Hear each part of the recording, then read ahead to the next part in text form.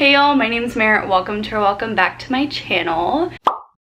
So, it is the beginning of 2023, or at least I still think so, because when I'm recording it, it is still January. It is January 31st, I may add, but it is still January. So, I think it's perfectly acceptable to film this and just say it's all of my physical books on my TBR as of the start of 2023. So, what we're doing today is we're gonna go through every single book that is on this cart, as well as the books that I have read on my physical TBR starting in 2023, because I want to have a catalog of my physical TBR at the start of 2023, as well as whatever books like I've collected in the last few weeks. And I want to hopefully by the end of 2023 have read 50% of my physical TBR. I think it is completely possible because I counted and I actually have 60 books in total on this cart and of the few that I've read. So definitely doable, 30 books, I can do that. The problem is, I set it as a percentage because I knew I would buy more books in 2023. Hopefully not a lot. I feel like I've been a lot better about just buying books that I'm really excited for and like I know that I want to have in my collection. We'll check back in at the end of the year, early next year, see how many I actually read and if I need to unhaul some of these, because some of these books I have literally owned for years. So not going to give super in-depth synopsises. I'm probably not even going to link all of these books down below because it's too many. That is just a lot of work for me that I don't want to do. So sorry. But if I have anything interesting to say about these books, I'll mention it, don't you worry. So real quick, I'm just gonna start off with the books that I've already finished in 2023 that were on my physical TBR, and that is the Mistborn Trilogy. I have read books 1, 2, and 3, and that is The Final Empire, The Well of Ascension, and The Hero of Ages. I am going to hopefully have a video where I talk more in depth about these. If it's like a singular video about the series, I don't know, but it'll be in like some sort of wrap-up eventually. But my general thoughts on this series is I liked it. It was a little long, like as you can see, this is a lot of pages. They were very chunky, but the Mistborn series follows a woman named Vin who discovers she's a Mistborn, which means that she has allomancy and she can control different metals to her advantage. She's recruited by this man named Kelsier. I don't know if it's like Kelsier or Kelser, but I always read it as Kelser. He basically is like guiding her, teaching her the ways of the Mistborn while leading a revolution in their world. The other book that I've read so far to my physical TBR for 2023 is The Humans by Matt Haig, and this was actually my very first 5-star read of the year. I absolutely loved this book. This is about an alien who comes to Earth to eliminate a person who has discovered a math problem that can basically propel human society very, very far. And that's not okay with alien life, so they come, they eradicate this person, and he takes over his life and ends up discovering that he actually is very fond of humanity.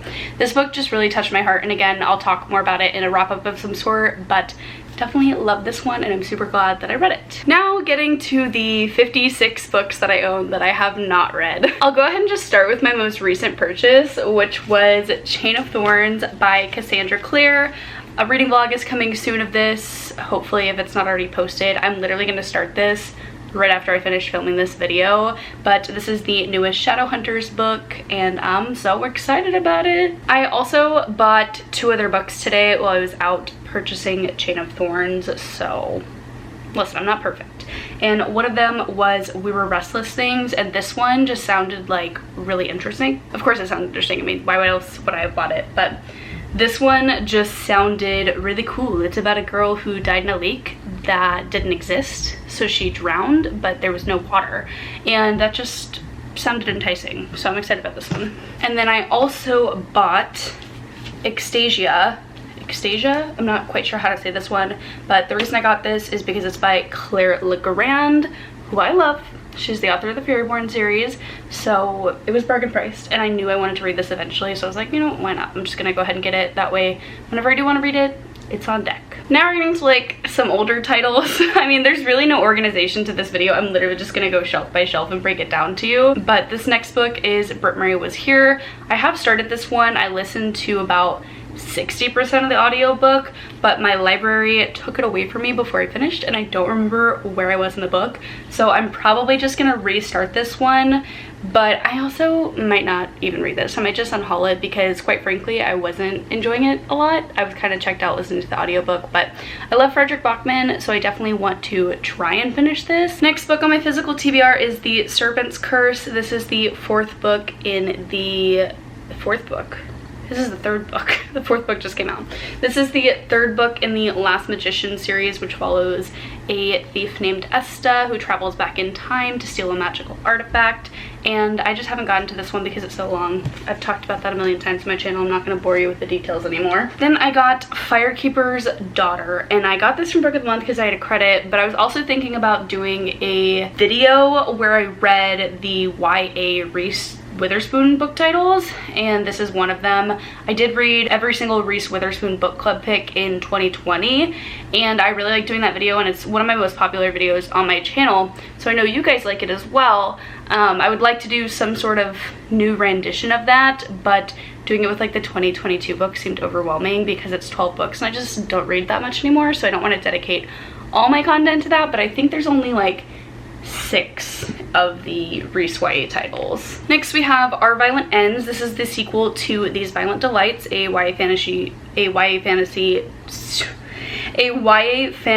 duology set in 1920s Shanghai. It's a Romeo and Juliet retelling. This is actually ARC, and I don't know how I got it. I sent an email to the publishing company before this book came out. I was like, please let me have it, please let me have it. And then they said no. And I was like, okay, so I'm not getting this book. And then all of a sudden it was just at my door, but it was like a little too late, you know what I mean? Like my feelings were hurt. So I don't know if they sent me this or if I won it in some contest, because I was desperate to get this book, and then I found out I got it too late, you know what I mean? Like I wasn't interested in it anymore. I'm definitely interested in reading this, and I'm very thankful I have this ARC. Like I don't know how it appeared, but it's truly magic, and I want to read this eventually. It was on my end of 2022 TBR, but we knew I wasn't getting to that, even though it was only 4 books. Next is Crown of Feathers. This is another YA fantasy. I believe it's a trilogy about Phoenix writers. We've got The Knife of Never Letting Go by Patrick Ness, and I actually have read this before, but it was like when it first came out. When was this published? This was published in 2008, so I read this when I was probably in middle school, and I never continued on with the series, but I really liked the book, and it seems to be holding up to standards nowadays. Like people still really enjoy this book, so middle school Meredith had taste, but I would like to delve into this again in the world. The next book on my physical TBR is the Guinevere Deception. This is an Arthurian legend retelling, and I don't know anything about it besides that, but I got this for Christmas, I think in 2020, so it's been on my TBR for a while. Then we have Bringing Down the Duke. This is a historical romance. We've got The Bodyguard by Catherine Center. I've never read a Catherine Center book, but she is a romance / women's fiction author, and I've heard good things about this one. Then we've got My Baby Bloodmarked. I haven't read this yet, but I'm so excited. This is the sequel to Legendborn, which is another Arthurian legend retelling, which I love, clearly. Like it's already a trend. I have 2 books on my TBR shelf about it. But Legendborn was one of my favorite books the year that it came out, and I was dying for the sequel, and I'm just like scared to go into this one because I kind of want to reread Legendborn first, but I don't know if I'm like mentally prepared to do that because this book is so good, and like if I read a book that good, I'm not going to want to read anything else, you know what I mean? Then we've got Babel by Rf Quang, and this one's all over booktube right now. I'm sure you've seen it. Not much else to say about it, but it's popular. Booktube got me for this one. I had free credit, okay, on Book of the Month. It was going in my cart. Then we've got Havenfall. This is another YA fantasy. I believe this is just a duology. I don't remember what it was about this one that intrigued me, but I believe it features some sort of an inn. Like they get to an inn and they stay there, and that's like one of my favorite tropes in YA fantasy, so I bought it for that reason. Plus like the cover, so pretty. Oh, I know why I bought this. I bought this because this is by the same author of Everless, and I really liked that duology, so I decided to get this one as well. And then I have the Hobbit series. Is that it? Nope. Well, it's not the Hobbit series. It's the Lord of the Rings. That shows you how much I know.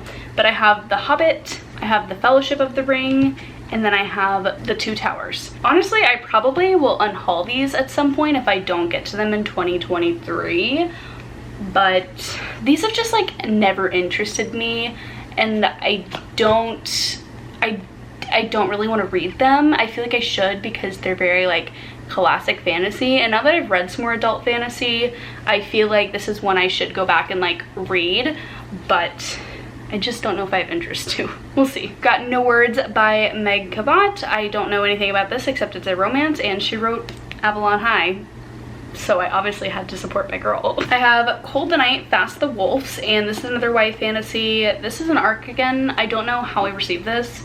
It just showed up at my doorstep one day, and I'm not gonna complain. I love a good free book. But I did try to read this, and I got like 20 pages into it, and I was having a horrible time. So I think this might be another one that I unhaul as well if I don't finish it by the end of the year, or at least like try to read it. We've got The Wife by Meg Wolitzer. I don't even know what this is about. I bought this years ago and I still haven't read it, but it's really small, so I'm like tempted to keep it and just read it, because like if I ever do a 24-hour readathon again, probably not. Then I have like something I can hopefully finish in a short amount of time. But genuinely, I have no idea what this is about. I have no idea why I bought it. I have no idea why I still own it, because I'm pretty sure I've tried to unhaul this before unsuccessfully, and like somehow it made it through alive. We've got We Are the Brennans, another mysterious arc. I don't know why I've received these, because I'm not important, so I don't know why I'm getting advanced readers copies, but this one, I don't know where it came from. I think it's literary fiction. We've got Kingdom of Flesh and Fire. This is the sequel to From Blood and Ash. This is another one I might just get rid of and not even try to read, because like if I don't care, why would I read almost 600 plus pages? You know what I mean? Like, I like the first book enough, but at this point I feel like the hype's died down and I just don't care to read it. But I also did enjoy From Blood and Ash, so I feel like I could like this one. We'll see. I need a break from big books. Like, I feel like I have so many on my shelf. This one at least isn't big. This is Cracked Up to Be by Courtney Summers, and this is a YA contemporary. Haven't heard much about it, but I bought this because I really liked Sadie by Courtney Summers, and I've read a couple other Courtney Summers as well since reading that one. I just haven't gotten around to this one. We have The Cost of Knowing by Brittany Morris. She wrote Slay. And then I also have Love Your Life by Sophie Kinsella. I've never read a Sophie Kinsella, so this one I kind of want to try just for fun. This might be like a good beachy read, but this is a book that my mom sent to me when she brought me all my other books, so it wasn't one that I like picked out for myself. It just appeared. So a lot of these books have just appeared. That's why they've been unread. Then we've got The Gilded Wolves. I know, guys, I know I haven't read this yet, and I know that is like truly a crime, and I need to read this. But this one is a YA fantasy, historical. It's got a heist in it, an unlikely band of characters. I've heard nothing but amazing things. Why haven't I read it though? It's because I suck, guys. Got Of Fire and Stars, which is another YA fantasy. Shocking. This one I believe is sapphic, but I also think this is unfinished. Like, I think it was supposed to be a trilogy, but only 2 books got published, so like I'm kind of tempted just to unhaul this, because why would I want to start something that will never be finished? Like, I'm never gonna know the end. Correct me if I'm wrong, and like this is wrapped up nicely, but I don't think it is. I've got some more YA fantasy, which is Steeped in Gold, Keeper of Night, and Spin the Dawn. We've got Norse Mythology, which is one of the only Neil Gaiman books that I haven't read. I don't know why this one just like doesn't call to me as much. I just feel like, I don't know, this isn't like, this doesn't feel like it's a story to me. Like, I know it is, it's a book, but I feel like all of his other books are like little novels, and something about this just makes me feel like I'm going to be reading a non-fiction work. You know what I mean? Like, I feel like I'm going to be learning about just Norse mythology based on how this is titled, even though I know that's not true. I just like, I don't really want to learn when I'm reading. I want to escape, and I feel like the way this is titled and set up, that's not what it is, even though I know that's simply untrue. Then I've got some Shadowhunter books. I've got the Red Scrolls of Magic and Tales from the Shadowhunter Academy. It's kind of shocking that I haven't read these. I've got a couple more of the Shadowhunter novellas somewhere else on this cart, but I just have never had the desire to read like the supplemental Shadowhunter stories, even though I love the Shadowhunters universe. I just feel like because it's already so massive and there's so many books and they're all so long, I'm like, why do we need more? Do we really need more? So maybe these will get on hold or not read. They probably won't get on hold just because like I love Cassandra Clare. Like, she is why I love reading, and I, for that reason, will always be grateful for the Shadowhunter books. But realistically, like, these have been on my shelf for years, probably 5+ years. I remember buying this the day it came out in Barnes & Noble, and you know what? I still haven't read it. When did this come out? 2015. This book is sat unread for 8 years. I went ahead and just found the other 2 Shadowhunter books that I had, which are the Bane Chronicles and Ghosts of the Shadow Market. And again, like, I remember buying this when it first came out. This came out in 2013. 10 years. I'm pretty sure I've owned it for 10 years, or at least when it was last stocked in Target, which can't be recently. More books. I got Fireblood. This is the sequel to Frostblood. I found this in a used bookstore and I said, why not? You know, why not? I love the first book. I gave it 5 stars, but do I remember anything about it?